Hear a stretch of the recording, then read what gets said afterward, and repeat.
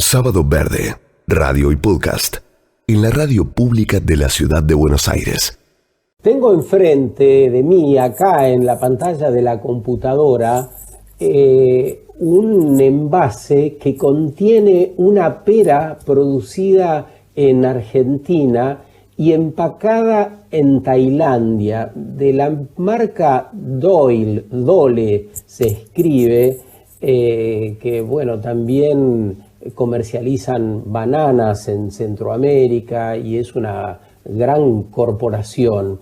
Lo cierto es que esta pera envasada ha hecho un recorrido de 31.000 kilómetros de distancia, desde Argentina a Tailandia y después a Estados Unidos, donde toman esta foto. ¿Saben cuánto pagaron en los Estados Unidos? ¿Cuánto pagó el consumidor que publica la fotografía? $1. Por lo tanto, casi nada se ha pagado de lo que realmente importa, de los servicios ecosistémicos que seguramente esa empresa o de los cuales seguramente se ha valido. Esto de llevarse una pera 31.000 kilómetros para satisfacer a un consumidor que vive en la otra punta del mundo, me suena a eso del modelo arrogante que suele citar Jorge Daneri. Y Jorge Daneri es un abogado de muchos años de participación, está especializado en derecho ambiental, integró la coordinación de la coalición Ríos Vivos y diferentes asociaciones, siempre pensando en el ambiente y la consecuencia de todo lo que hacemos. Así que vamos a ver si nos puede ampliar un poco más sobre el modelo arrogante, y lo fuimos a buscar a Ámsterdam, donde está ahora. Jorge, muy buen día, ¿cómo estás? Acá desde Buenos Aires. Sergio, es un gusto, buenos días, un gusto. Bien, estamos bien. Un gusto para nosotros también. ¿Qué hora es ahí en Holanda? Las 2 de la tarde y 10 minutos. Bueno, estás ahí en la tarde, nosotros en la mañana. ¿Esto podría formar parte de lo que llamás el modelo arrogante, la pera de los 31.000 kilómetros, los alimentos kilométricos? Seguro. Esta es la discusión que tendría que ser la agenda prioritaria de nuestros gobiernos y de las instituciones democráticas durante y post pandemia, que es el modelo productivo, es el modelo extractivista. Yo lo aterrizo al ejemplo de la pera en lo que es el debate que se viene, que es un debate gigantesco de esto de la hidrovía Paraná-Paraguay. ¿Por qué de la nueva hidrovía o de la reformulación del proyecto hidrovía Paraná-Paraguay que ha anunciado el presidente de la República?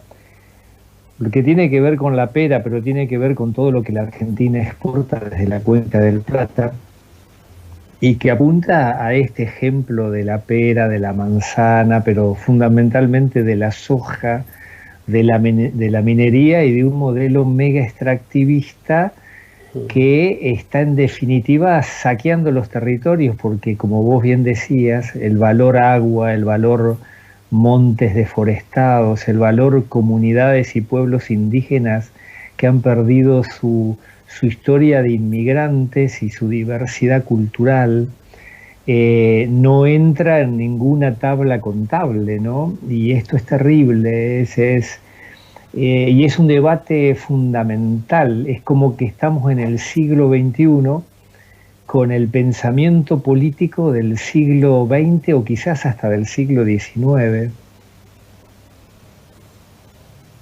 Bueno, y otro emergente del modelo arrogante un poco está ahí, ¿no? Quienes lo sostienen desacreditan a la masa creciente de jóvenes urbanos que lo critican. Y ahí hay dos datos a tener en cuenta. Los jóvenes que viven en la ciudad están informados y tienen una gran convicción en el sentido de que primero está la vida. Y el otro dato es que están en las ciudades porque el modelo arrogante los expulsó del campo, ¿no? Absolutamente. Y este caso que vos planteas, ¿qué caso? ¿No? Estamos hablando de la juventud argentina. Y la juventud argentina, si no perdemos la memoria de nuestra historia, desde la propia reforma universitaria, desde el propio Cordobazo y desde tantas otras historias muy fuertes, fue la que fue de alguna manera cambiando y enriqueciendo la historia argentina.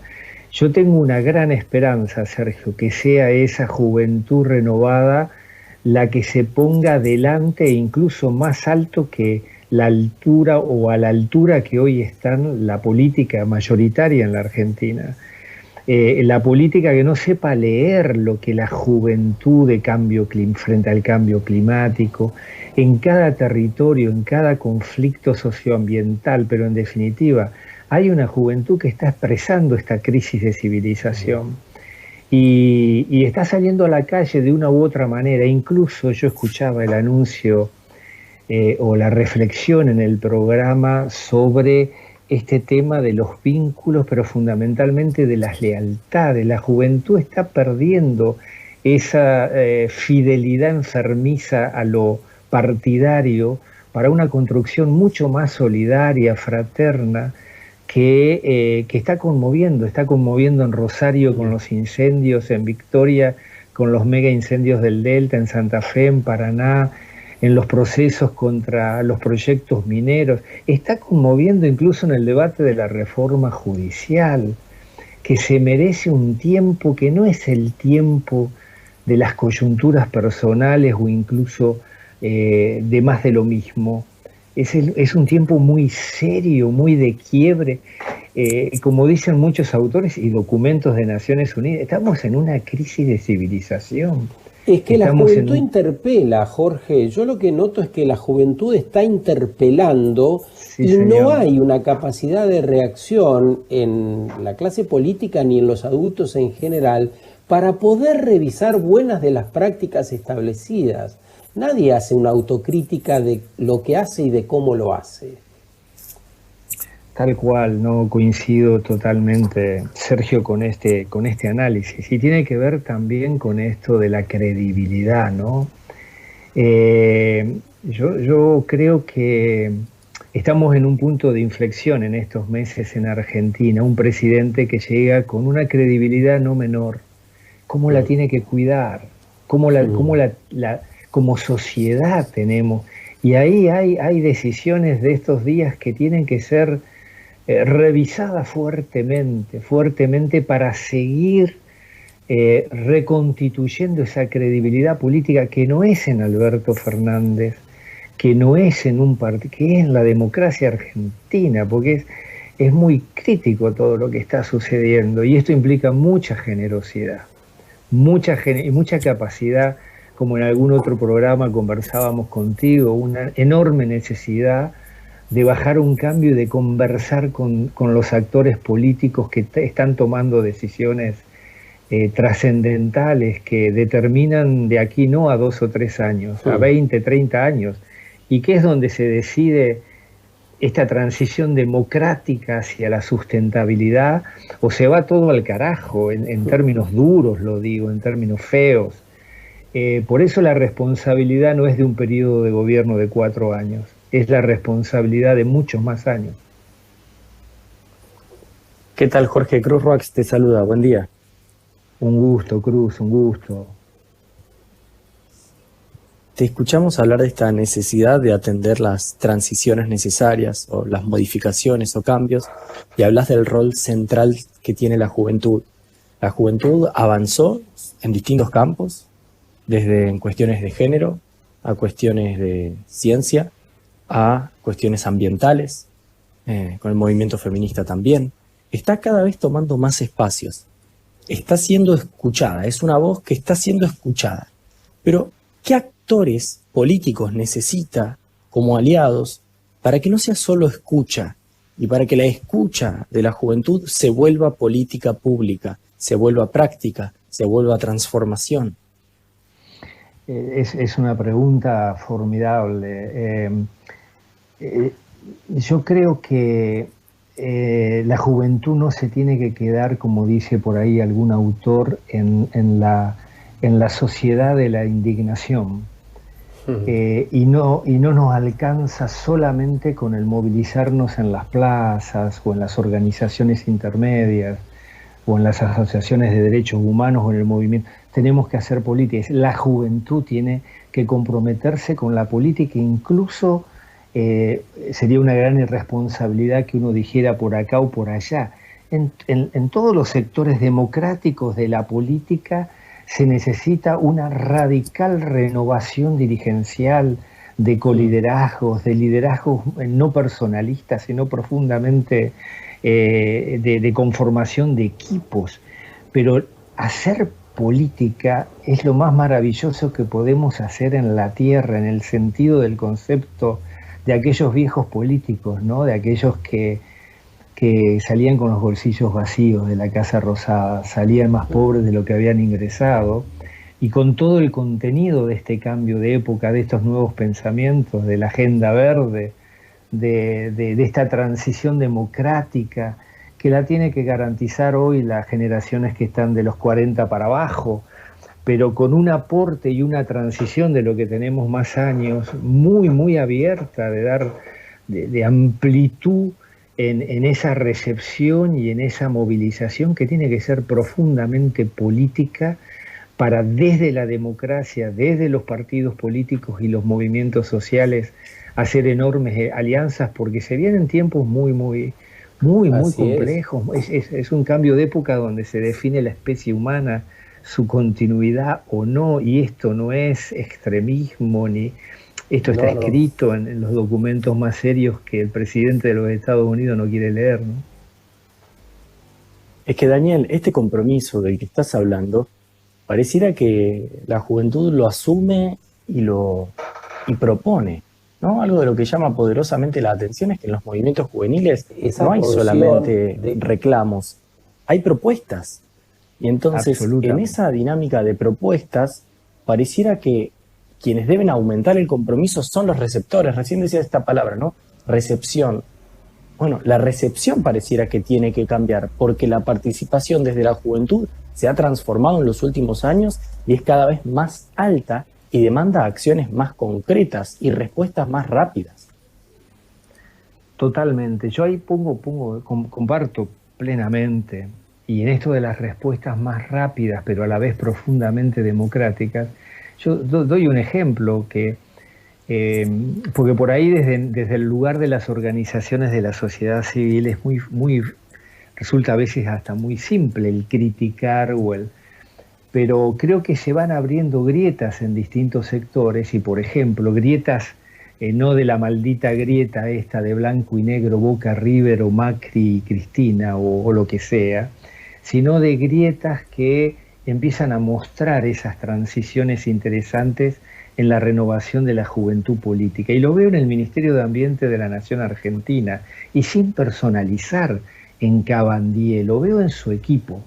Es decir, veo que pasan cosas interesantes, capacidad de diálogo, veo juventud, veo un promedio generacional que tiene amplitud para escuchar y para tratar de convencer a otros y de convencerse también de lo que se le dice. Y eso es muy sano, eso es, porque si nosotros apostamos al fracaso de los gobiernos, si nosotros apostamos a la derrota en la gestión de la democracia, estamos siendo derrotados como sociedad. Nosotros necesitamos que a este gobierno le vaya bien o muy bien, porque tiene que ser parte de la construcción de esta transición democrática hacia estas sociedades en plural sustentables. Este es fundamental.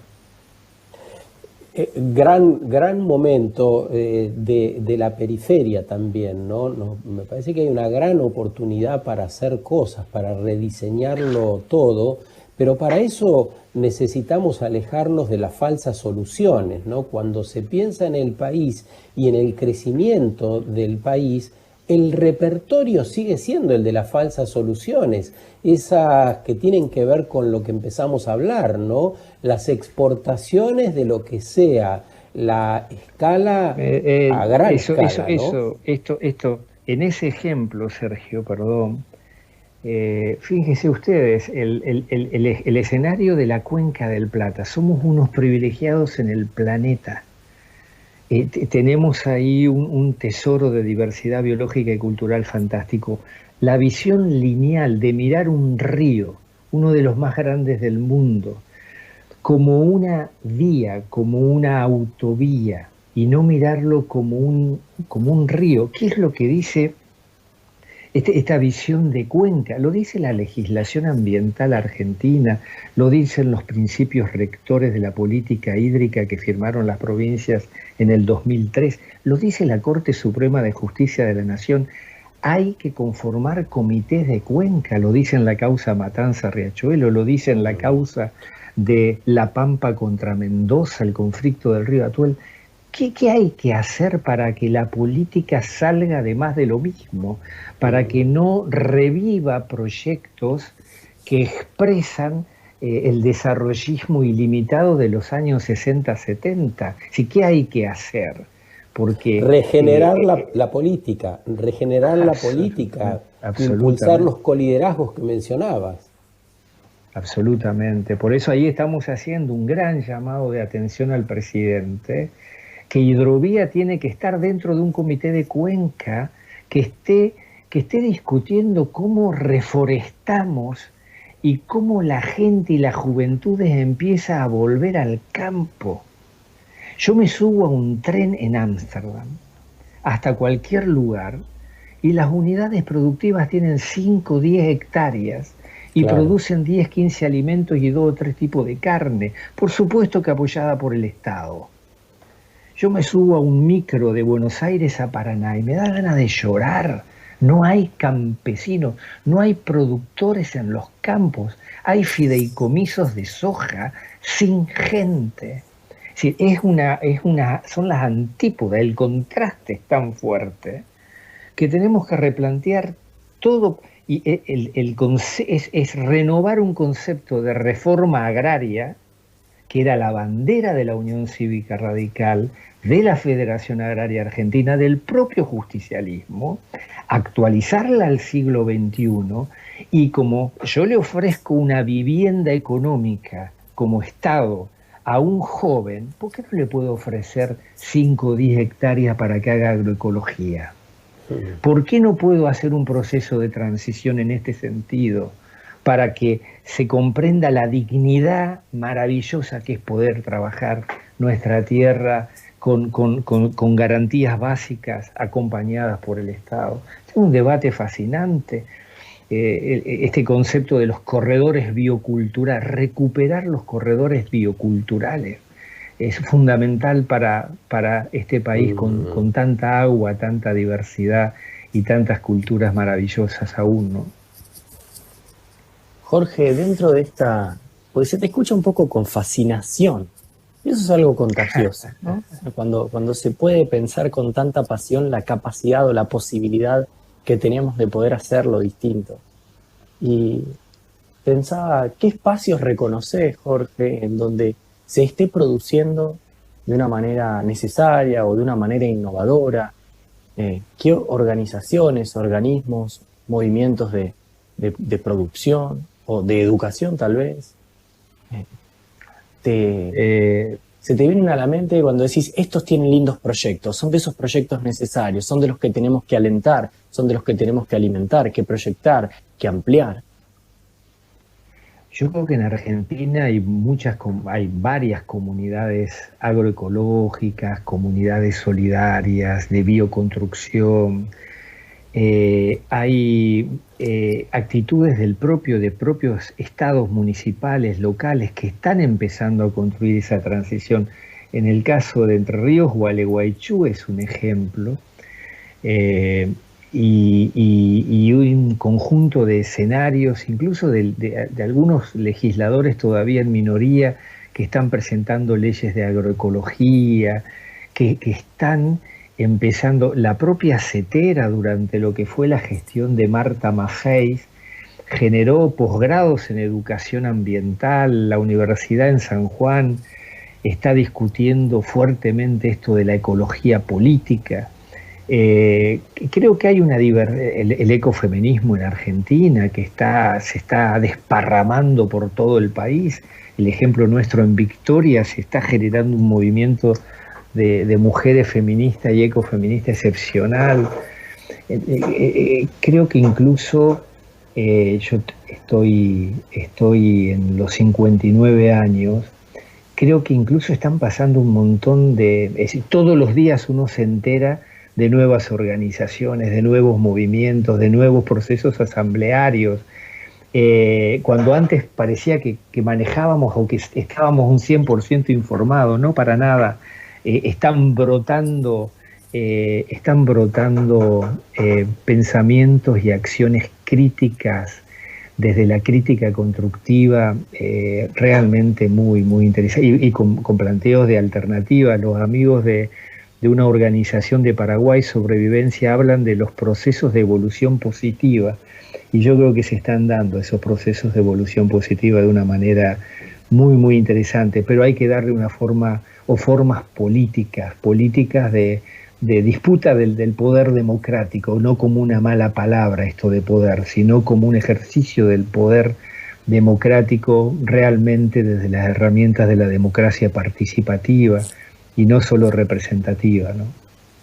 Gracias, Jorge, por este rato con nosotros, por la posibilidad de seguir conversando y entusiasmándonos con la necesidad de emparejar las cosas, porque creo que se trata de eso, emparejar e incluir a muchas más personas, porque nos lo merecemos y porque podemos hacerlo atendiendo básicamente a la descripción que hiciste durante todo nuestro encuentro de la mañana. Te mandamos un gran abrazo desde acá. Un abrazo enorme y muchas gracias por el privilegio de compartir este espacio con ustedes. Sábado Verde, radio y podcast, en la radio pública de la Ciudad de Buenos Aires.